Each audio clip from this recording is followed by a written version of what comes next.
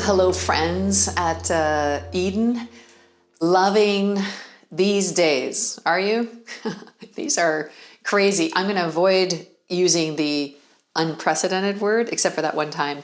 But these are crazy times. And those of you who are living in urban environments know that you don't have the luxury of a suburban environment where we actually can shelter in place. Urban environments are not built the same way. And yet, all of the things that were already present in many of our work and ministries have just accelerated, have increased the volume, fear, suspicion of each other, even reporting or, calling the police about certain sort of behaviors. I don't know how it goes in your neighborhood, but I know that suspicion and fear is at an all-time high in this one. Now, it has been a few years since I've done urban incarnational communities myself. And so I don't want to give you the impression that I know something that I don't. So I am going to share with you what I think might be helpful principles.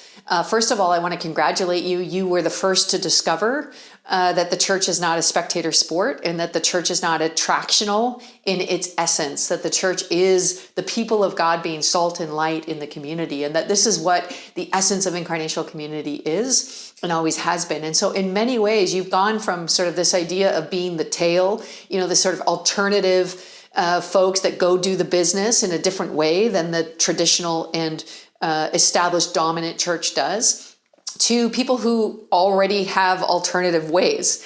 And you have this massive church that's struggling now to find alternative ways. And what is church if it's not a spectator sport? What is church if it's not a building? What is church? All of those scrambles, how do you measure it? And what does it mean? And all of these things. It struck me as I was on a call with Barna, another church guy, trying to measure church and attendance and what this means and traction for discipleship. It struck me that this is none of our concerns. Those of us who are incarnationally focused or have been building relationship-based ministries instead of, or maybe alongside of, attractional church, we just don't have those same problems. We've already been asking those questions and answering them. And it struck me in that conversation that we've gone from sort of this alternative mode to this now necessary thing. And we might really have some beautiful things to offer to the rest of the church. So in your temptation to sort of go, welcome to the confused club, the bewildered Jesus followers of the urban city, perhaps you could suspend that for just a second and think about how you might be able to serve other leaders and pastors and places in the church where they don't know how to do this. And this is discombobulating. You like how I use that word? This is, though, off-putting if you remember your entry in, or maybe you're new at this in an urban incarnational environment. You'll know this is different than, other than, an alternative to what we have so traditionally valued and known as church.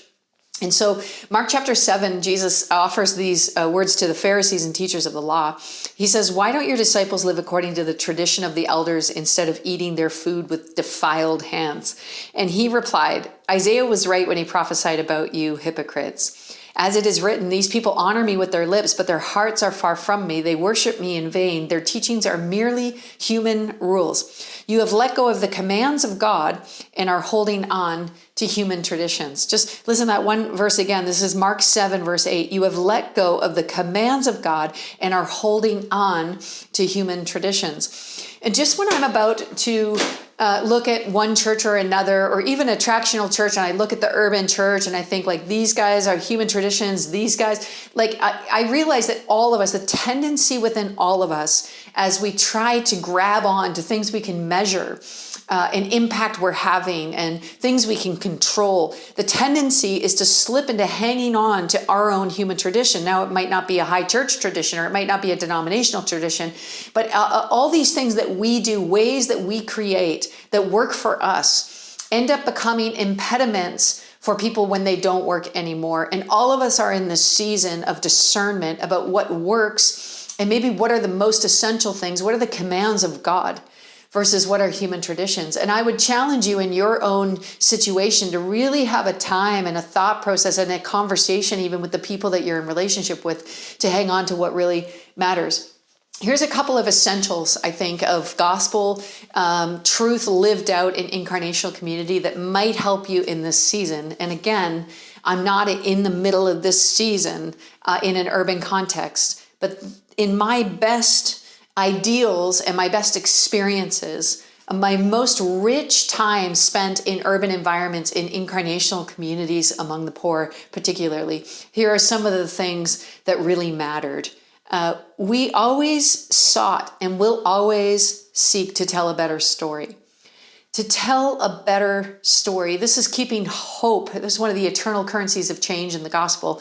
One of the things that will remain for all time is hope. It's a currency of mobilization, and it's often lacking in places that are filled with hopelessness or cynicism or despair or the whatever spirit of people who feel left behind and left out. Tell a better story. And the story is told of the fight, the civil rights movement was gaining traction, and a white supremacy group sort of sent a spy in to see, what the intel was, how far along they were. And the spy went back and they quizzed him, and they said, well, what about their finances? And he said, yeah, they don't have much money. And what about the organization? And he said, yeah, they're not very well organized. And they went through this list of things. And then finally they said, well, then we're going to win. And the spy said, no, you're not going to win. And they said, oh, we don't understand. Like, we're better organized. We have more money. We have more resources. We have more manpower. I don't get, how can we not win? And he just looked at them and said, yeah, but they have a better story.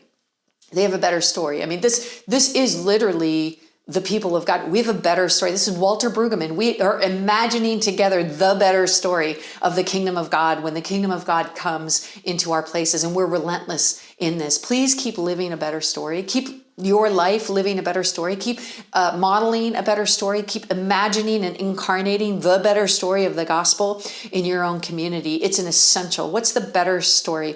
Again, the temptation of incarnation is always to slip towards assimilation, but we do not want to go there. We want to go to transformation, live a better story. Here's number 2, live a different life.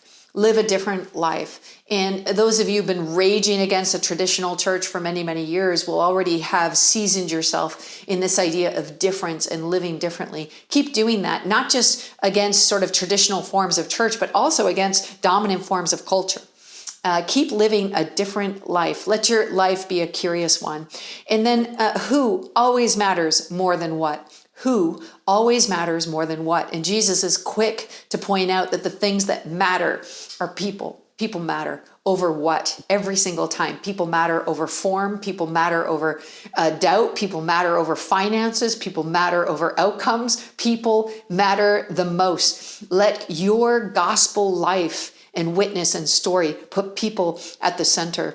And then I would just say the final thing is this constant sense of rediscovery. This born-again invitation that Jesus gives to Nicodemus, I like to think of as present tense. It is not just born again one time.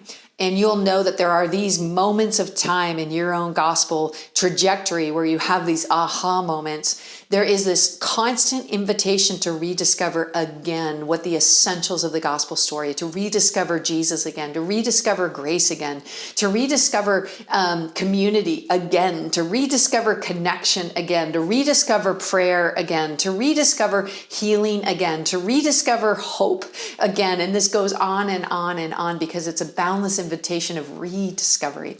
And those are the 4 things I wanted to share with you really quickly, to thank you for what you're doing, to apply loads of grace in this season to everybody, understanding that these are difficult, perplexing, confusing times. But know that what you're doing matters, and it is making a difference in your life, in your family's life, and in the whole church's life. We need you more than ever before. Keep living the better story. Keep living differently in dominant culture.